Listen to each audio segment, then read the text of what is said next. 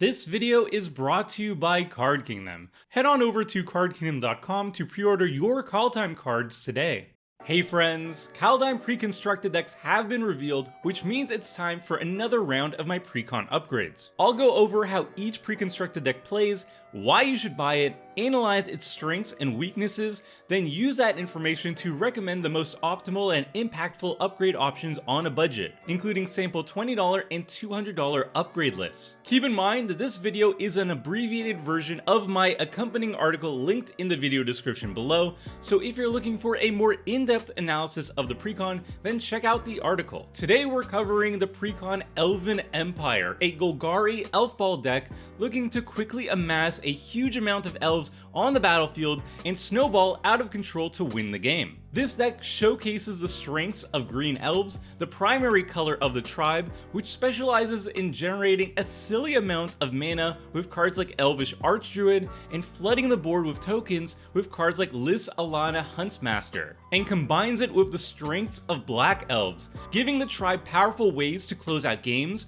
by draining the life total of opponents with Shaman of the Pack, and clearing the board of non-elf creatures with Ruthless Winnower. The end result is an Elfball deck that quickly amasses a huge army of elves and uses that army to generate tons of mana, draw tons of cards, and eventually win the game by draining your opponent's life totals or by good old-fashioned lethal attacks. The Precon's main themes merge together with its commander, Lathril, Blade of the Elves. Lathril is a fantastic elf commander, acting as both an elf token generator and a finisher for the deck. The token generation scales with how much combat damage she deals, so elf lords in the deck like Imperious Perfect or a big pumper like Timberwatch Elf can dramatically increase the amount of elf tokens she produces on a turn. Elf token generators are the heart of an Elfball deck, so having such a powerful one in her command zone is amazing. Lathril's other ability is a tremendous finisher for the deck. Tapping 10 other elves sounds like a lot, and it is, but any respectable Elfball deck can do so pretty easily. Draining each opponent for 10 each activation is a quick way to end the game, and having this ability tacked on to the rest of this really good card means that you don't need to go out of your way to run many finishers in the deck. This ability becomes even deadlier if you have ways to untap all your creatures to activate it more than once per turn, something the Precon can't do right out of the box, but will definitely add some ways to do so in the upgrade sections. So if you're interested in an Elfball deck that snowballs out of control and uses tokens to fuel a whole ton of different things for the deck, then Elven Empire is the deck for you. Now let's check out the deck list and see how well it accomplishes its goals. Elven Empire benefits a lot from having a single theme, Elf Tribal. I count a whopping 54 cards that are either elves or directly support elves, with no other competing themes that detract from its main goal, though there are sub-themes like sacrifice and tokens matter and just attacking for a lot of damage. Because the deck is already focused on a single goal, my upgrades won't need to unify its themes, but rather just fix up its ratios and upgrade functional cards with even better versions. As I often explain in my Budget Commander articles, every time I build a rough draft of a deck, I have a checklist to make sure that the deck is not missing any of its fundamentals, such as mana, interaction, card advantage, and so on. This gives me a reference point to compare to the deck and see which areas may need improvement. My general ratio is 50 mana, lands and ramp, usually a 37-13 split, 10 card draw, cards that net you 2 or more cards in hand, 8 targeted removal, split between creature, artifact, enchantment removal, and counter magic, 3 board wipes, creature light decks might want one more, and creature heavy decks might want one less, 2 graveyard recursion, 2 flexible tutors, though at higher budgets I recommend more tutors, 1 graveyard hate, and 1 surprise I win card, something that can win you the game the turn you cast it without too much setup. That's always my starting point, which is then tweaked to suit the individual deck strategy and further tweaked with playtesting. I always find this checklist immensely useful to figure out some quick ways to improve the deck in question. So now let's see what the rough ratios are for Elven Empire and how it compares. I count 52 mana, 37 lands, and 15 ramp, 8 card draw, 9 targeted removal, 2 board wipes, though the board wipes are kinda bad in this deck,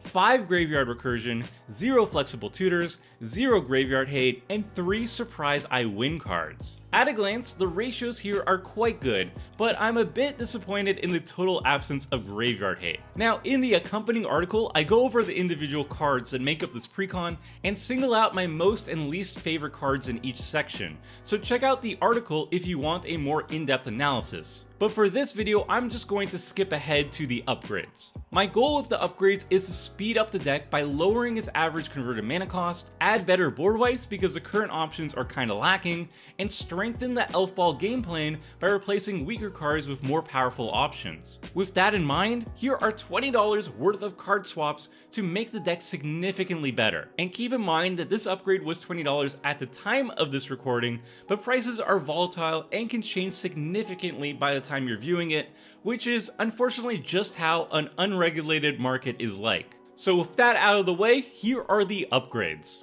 First, we're going to add a bunch of the best mana dorks to the deck. They're all format staples, being 1 converted mana cost ramp spells that tap for 1 mana, which is a fantastic 1-for-1 rate. They're also all elves, so they benefit a ton from deck synergies. The downside is that they are all vulnerable to removal, but the benefits absolutely outweigh the risks here. The cards being replaced are also good ramp options themselves, but these additions are significant upgrades. So first we replace Jaspera Sentinel with Arbor Elf. Then we replace Elvish Rejuvenator with Elves of Deep Shadow. Then we take out Farhaven Elf for Finhorn Elves. And finally, we take out Springbloom Druid for Gnarl Root Trapper. Again, none of the ramp cards we're taking out are bad, it's just that the mana dorks are so much better. Next, we're adding 2 budget-friendly ways to untap all our creatures. Our deck has tons of creatures with powerful tap abilities, so getting a second activation out of all of them at once can lead to huge turns. First, we take out Herald, King of Skemfar, whose stats and ability isn't that impressive. We add in Copperhorn Scout, which is a repeatable untapper, but even if we just untap all our creatures a single time, it can lead to huge turns. Then we take out Jagged Scar Archers, which can be beefy and be situational removal against flyers, but overall is kinda weak. We add Vitalize, another cheap mass untapper. Next, we take out Numa, Jiraga Chieftain. Numa is just way too slow and mana intensive, even in an Elfball deck. We're replacing it with Elvish Warmaster, an efficient token generator that also doubles as a mana sink finisher later on. Masked Admirers is way too slow and mana hungry. Priest of the Forgotten Gods is one of the few non-elf creatures that I highly recommend here, acting as a much needed sack outlet that draws cards, generates mana, and removes opposing creatures. I love card draw, but Twinblade Assassins is way too slow and expensive. Skemfar Avenger also draws cards, but does so way more efficiently. Pride of the Perfect is an unexciting anthem that isn't really needed since we have better ways to pump up our creatures. Wirewood Herald is an amazing tutor that also fits our sacrifice theme. Enrace Forerunners gets the job done, but Azuri Renegade Leader is simply way better in this Elfball deck, plus provides our creatures with protection from removal. Voice of the Woods has a powerful ability, but in practice is kinda clunky to use since our elves already want to be tapping for so many other abilities. Immaculate Magistrate only needs to tap itself, turning any elf into a major threat. Roots of Wisdom is underwhelming recursion. We're taking it out for Skyshroud Poacher, an amazing repeatable tutor in an elf deck, totally a staple here. Eyeblight Massacre is often too conditional to be consistently great. Elvish Dreadlord is less conditional because it kills more creatures, especially when you encore it where it's probably just gonna kill everything, and has more synergy in the deck being an elf creature. Ambition's Cost is decent card draw that requires no setup at all, but we simply have better options here. Shamanic Revelation is absurdly good card draw in an Elfball deck, especially now that we've added way more low converted mana cost elves to the deck.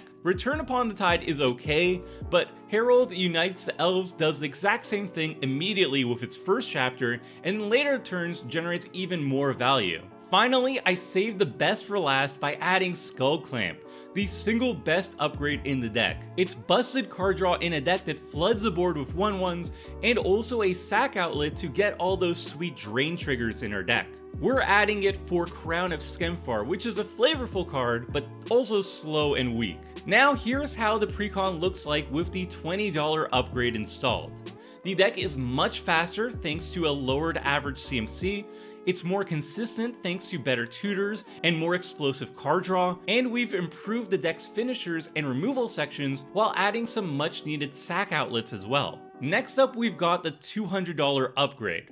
I'm not going to show every single swap since there's 42 swaps and that would be very tedious to go through all of them, but the changes were made with the same goals as a $20 upgrade of shoring up the deck's weaknesses while improving upon its strengths. These are the cards we're taking out for the 42 upgrades. Again, it's mostly just weaker cards being replaced here.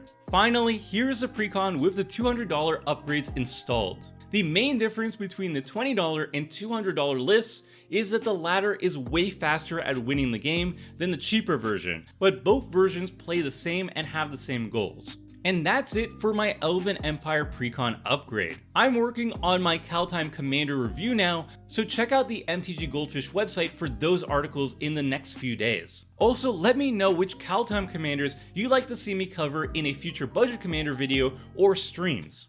So until next time, friends, see ya! Thanks for watching the video. If you liked it, help us out by clicking the like button down below. And to keep up with the latest and greatest, make sure to click the subscribe button. And if you want to watch similar videos, click on the links appearing on screen right now.